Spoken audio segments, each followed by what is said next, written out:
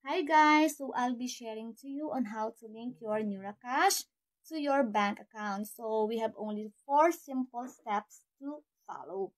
Okay, so ang first step po natin is to get the bank certificate. So bank certificate po ang kukuhanin, hindi po statement of account. So it should be clear, bank certificate ang i-request sa bangko kung ano yung bank account na gusto nyong i-link sa NeuroCash.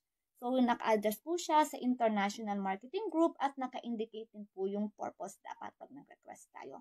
And then, second step is to create a ticket. Iko-communicate po natin sa International Marketing Group yung ating soft copy ng bank certificate through creation of tickets.